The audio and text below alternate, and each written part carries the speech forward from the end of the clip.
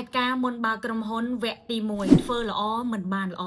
វីដេអូនេះខ្ញុំនឹងអត់និយាយទេថាមានឧបសគ្គច្រើនខ្លាំងប៉ុណ្ណាហត់នឿយខ្លាំងប៉ុណ្ណាឬក៏ពិបាកខ្លាំងប៉ុណ្ណាប៉ុន្តែខ្ញុំនឹងប្រាប់ពីវិធីកែនិងដំណោះស្រាយដែលធ្វើឲ្យអ្នកមានឱកាសល្អចូលមកក្នុងជីវិតរបស់អ្នកនិងធ្វើឲ្យជីវិតរបស់អ្នកកាន់តែប្រសើរឡើងជាងមុនការដែលខ្ញុំអាយុ18ឆ្នាំខ្ញុំរកប្រាក់ចំណូលបានមួយខែ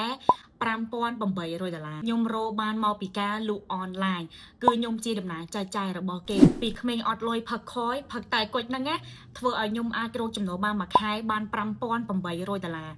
ត្រូវហើយអ្នកនរគ្នាគឺមកពីខ្ញុំឃ្លានខយគឺឃ្លានតែគុជហ្នឹងហើយការខ្ញុំនៅទូចហ្នឹងគឺខ្ញុំមានមិត្តភក្តិខ្ញុំម្នាក់ដែលគាត់នៅផ្ទះចិត្តខាងខ្ញុំហើយប៉ុន្តែមិញគេអ្នកនរគ្នាគឺ treat គេល្អមែនទែនហ្មងគេចង់ញ៉ាំអីគឺគេបានញ៉ាំហ្នឹងគេមានរបស់ល្អញ៉ាំដូចជាតែគុជចឹងគឺផឹកញឹកមែនទែនហ្មងដល់ពេលខ្ញុំឃើញហើយគឺខ្ញុំឃ្លានខ្លាំងប៉ុន្តែមួយខែគឺខ្ញុំអាចផឹកតែគុជហ្នឹងគឺបានតែមួយកែវទេអ្នកនរគ្នាហើយមួយកែវហ្នឹងគឺជាកែវទូចហើយខ្ញុំត្រូវផឹកពីអ្នកប្អូនខ្ញុំទៀតមានន័យថា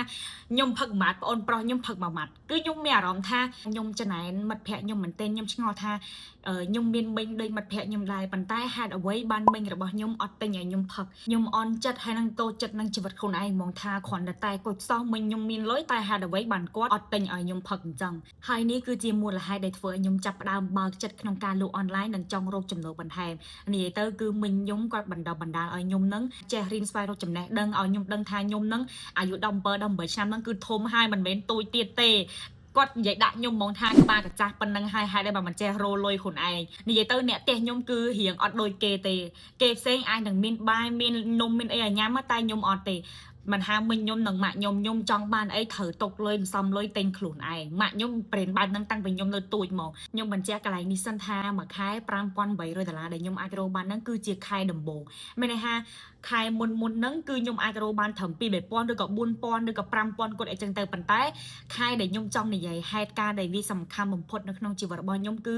ខែដំបូងដែលខ្ញុំចាប់ផ្ដើមរកបាន$5,800ហ្នឹងនិយាយទៅបើសិនជាយើងដកដើមទុនទាំងអស់ហើយទិញអ្វីដែលខ្ញុំត្រូវការឲ្យអស់ហើយលុយដែលអាចសល់ទុកក្នុងបញ្ជីបានហ្មងណាគឺ$700ហ្នឹងគឺជាលុយសល់ថ្ងៃដែលខ្ញុំមានលុយ$700ហ្នឹងគឺខ្ញុំកំពុងតែមានកម្រងថាអូខេស្អែកឡើងខ្ញុំនឹងឆាតទៅប្រាប់ម៉ាក់ខ្ញុំថាខ្ញុំនឹងទិញមាសឲ្យម៉ាក់ហើយខ្ញុំនឹងចង់ប្រាប់ម៉ាក់ថាខែនេះម៉ាក់មិនបាច់ផ្ញើលុយឲ្យបងថ្លៃសាលាប្អូនប្រុសទេខ្ញុំនឹងយកលុយហ្នឹងបងថ្លៃសាលាប្អូនប្រុសរបស់ខ្ញុំកាលហ្នឹងពេលលក់អនឡាញគឺគេផ្ញើលុយតាមវិញអ្នកនរគ្នាអញ្ចឹងគឺខ្ញុំអត់ទាន់មានកុងធនាគារទេគឺខ្ញុំដាក់លុយនៅក្នុងសំបុត្រពណ៌សអីចឹងទៅខ្ញុំដាក់ក្នុងហ្នឹង$700ត្រៀមសម្រាប់ទិញខ្សែកមាសឲ្យម៉ាក់មួយហើយនឹងលុយសល់គឺខ្ញុំចង់បងថ្លៃសាលាប្អូនប្រុសខ្ញុំប៉ុន្តែអ្នកគ្នាអត់ថាថ្ងៃហ្នឹងគឺជាពេលល្ងាចដែលខ្ញុំកំពុងតែត្រៀមខ្លួនចេញមក live វីដេអូនៅមុខផ្ទះនៅពេលដែលខ្ញុំដាក់លុយហើយខ្ញុំដូចជាឃ្លានទឹកខ្ញុំចូលផ្ទះហើយខ្ញុំចេញមកវិញ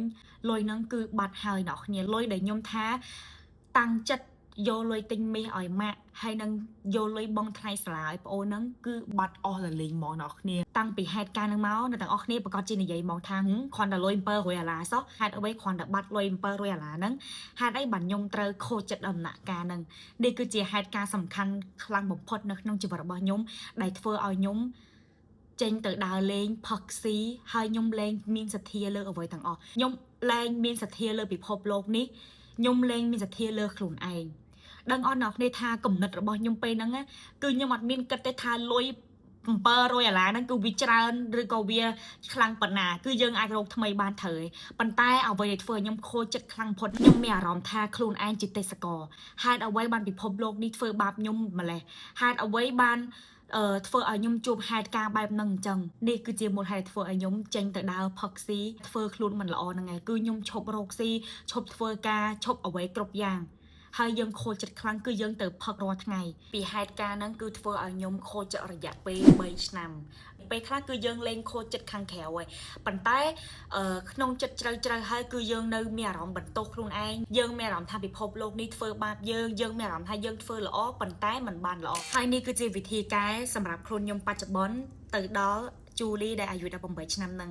ឬក៏មិនថាអ្នកទាំងអស់គ្នាកំពុងតែជួបហេតុការណ៍អ្វីក៏ដោយនៅក្នុងជីវិតរបស់យើងដែលយើងមានអារម្មណ៍ថាយើងជាទេសកលយើងអត់សំណាងដោយគេយើងខូចចិត្តនេះគឺជាវិធីការដែលអ្នកទាំងអស់គ្នាអាចយកទៅអនុវត្តបានទីមួយហ្នឹងគឺប្រើជីវិតគុំប្រហែលការដែលខ្ញុំអាយុ18ឆ្នាំហ្នឹងយើងបន្តពិភពលោកនេះតាំងតែតាមការពិតទៅគឺខ្លួនយើងខ្លួនឯងទេជាអ្នកប្រហែលត្រូវឯអ្នកទាំងអស់គ្នាយើងប្រហែលខ្លួនឯងហើយគឺយើងអត់បន្ទោសខ្លួនឯងទេប៉ុន្តែយើងបែរទៅជាបន្ទោសពិភពលោកនេះបន្ទោសអ្នកនោះអ្នកនេះហេតុអីធ្វើបាបយើងហើយយើងទៅជាមានអារម្មណ៍ថាយើងជាទេសកលទី2ធ្វើខ្លួនមិនល្អចុងក្រោយហើយអ្នកដែលខាត់បងគឺជាខ្លួនយើងនឹងហើយដោយហេតុការណ៍របស់ខ្ញុំគឺនៅពេលដែលខ្ញុំខូចចិត្តខ្លាំងគឺខ្ញុំទៅដើរលេងផឹកស៊ីរាល់ថ្ងៃអ្នកនរគ្នាឃើញទេប៉ុន្មានដងហើយនៅក្នុងជីវិតរបស់យើងដែលមិនថាយើងខូចចិត្តរឿងសង្សាររឿងប៉ាម៉ាក់រឿងអាជីវកម្មរកស៊ីយើងចង់ធ្វើខ្លួនមិនល្អទៅជក់បារីទៅលេងល្បែងទៅនោះទៅនេះចង់ធាត់លេងចង់មើលថែខ្លួនឯងអានេះគេហៅធ្វើខ្លួនមិនល្អអ្នកនរគ្នាទាំងដែលការប៉ັດគឺយើងត្រូវមើលថែខ្លួនឯងឲ្យល្អយើងត្រូវញ៉ាំអ្វីដែលល្អយើងត្រូវល្អសម្រាប់ខ្លួនឯងកាន់តែយើងជួបហេតុការណ៍មិនល្អនៅក្នុងជីវិតរបស់យើងត្រូវតែកាន់ត្រឡប់មកចិត្តល្អជាមួយខ្លួនឯងមើលថែខ្លួនឯងឲ្យបានកាន់ល្អព្រោះតែយើងមានអារម្មណ៍ថាខ្លួនយើងជាទេសកលទៅយើងទៅធ្វើខ្លួនមិនល្អអញ្ចឹងវិធីការគឺឲ្យយើងអស់គុណហេតុការណ៍នឹងឲ្យបានច្រើនអស់គុណរហូតដល់អ្នកទាំងអស់គ្នាលែងមានអារម្មណ៍ថាខ្លួនឯងជាទេសកលនិយាយទៅគឺឲ្យយើងសម្ដឹកដឹងគុណឲ្យច្រើនពីហេតុការណ៍នឹងអស់គុណលុយ$700ហ្នឹងដែលធ្វើឲ្យខ្ញុំដឹងថាដួលឲ្យត្រូវឆាប់ងើបឡើងជីវិតអាចចាប់ផ្ដើមសារជាថ្មីបានជានិច្ចអរគុណពិភពលោកនេះដែលមានបំណងល្អមកលើខ្ញុំឲ្យខ្ញុំប្រើជីវិតគុំប្រហែលទី3គ្រប់យ៉ាងកើតមកដើម្បីយើងមិនមែនកើតមកចំពោះយើងទេហើយគ្រប់យ៉ាងដែលកើតមកដើម្បីយើងកំពុងតែបញ្ជូនយើងទៅដល់ថ្ងៃដែលល្អបំផុតបញ្ហាណាដែលយើងអាចកែប្រែបានគឺឲ្យយើងដឹងខ្លួនថាយើងអាចកែប្រែបានបញ្ហាណាដែលយើងមិនអាចកែប្រែបានទេគឺឲ្យយើងដឹងថាយើងមិនអាចកែប្រែវាបានទេអញ្ចឹងការកាត់ទុកគឺជាអីគេការកាត់ទុកគឺជាភាពលើសមិនន័យថាវាលើសមកយើងដឹងស្រាប់ហើយថាបញ្ហាហ្នឹងកែបានឬអត់បានបើកែបានយើងកែទៅបើកែមិនបានយើងកែអត់បាននឹងឯងឲ្យធ្វើមិនទៅត្រូវឯអ្នកគ្នាដូចជាហេតុការណ៍នៅក្នុងជីវិតរបស់ខ្ញុំនៅពេលដែលលុយបាត់អញ្ចឹងអ្វីដែលខ្ញុំអាចធ្វើបានគឺរោអូខេយើងរោអស់ហើយយើងរោពី3ថ្ងៃហើយនៅតែរោមិនឃើញអញ្ចឹងគឺយើងកែប្រែអត់បានអ្នកគ្នាឃើញទេអញ្ចឹងអ្វីដែលខ្ញុំអាចធ្វើបានគឺខ្ញុំរោសាថ្មីរោលុយទៀតខំបន្តទៀតត្រូវឯអ្នកគ្នាទី4ឲ្យជឿថាជីវិតស្រឡាញ់យើងពិភពលោកនេះតែងតែគ្រប់គ្រងនឹងនៅក្បែរយើងជានិច្ចធម្មជាតិរីកចម្រើនព្រោះការរីកចម្រើនជារឿងរបស់ធម្មជាតិអត្ថន័យហ្នឹងគឺមានន័យថាមនុស្សគ្រប់រូបយើងតែងតែជួបហេតុការណ៍អ្វីដែលយើងមិនពេញចិត្តដែលយើងមិនចូលចិត្តតែតាមការពិតទៅហេតុការណ៍ហ្នឹងគឺចូលមកដើម្បីជួយយើងទេហេតុការណ៍អ្វីក៏ដោយដែលចូលមកយើងអត់ចូលចិត្តទេប៉ុន្តែហេតុការណ៍ហ្នឹងគឺជាមេរៀនដឹកនាំជីវិតរបស់យើងឲ្យទៅប្រសើរឡើងជាងមុនអ្នកគ្នាយល់ទេពេលខ្លះយើងជួបហេតុការណ៍បែបហ្នឹងឬក៏យើងជួបអ្វីដែលពិបាកយើងអត់ចង់រៀនយើងអត់ចង់ខំប្រឹងស្វែងរកចំណេះដឹងយើងចង់ធ្វើអ្វីតារាបានអត់បានទេព្រោះអីធម្មជាតិគឺត្រូវរីកចម្រើនហើយការរីកចម្រើនគឺវាជារឿងធម្មជាតិអញ្ចឹងទូនីតិរបស់យើងគឺយើងមានទូនីតិក្នុងការស្ថាបនាខ្លួនឯងជារៀងរាល់ថ្ងៃអភិវឌ្ឍខ្លួនឯងអូខេទី5មិនថាមានរឿងអ្វីកើតឡើងចូលនៅក្បែរខ្លួនឯងជានិច្ចចិត្តល្អជាមួយខ្លួនឯងឲ្យច្រើនដើម្បីកុំឲ្យកំណត់គិតអវិជ្ជមានរបស់យើងធ្វើឲ្យយើងបរាជ័យហើយបរាជ័យទៀតអត្តន័យខ្ញុំមានន័យថាមិនថាយើងជួបអ្វីមិនល្អ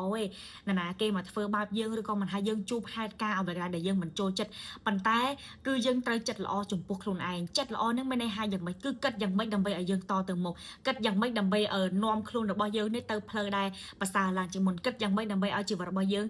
មានឱកាសល្អចូលមកក្នុងជីវិតមិនមែនគិតតែភាព stress មកស្មានគិតច្រើនឬក៏គិតតែរឿងអវិជ្ជមានទេដូចជា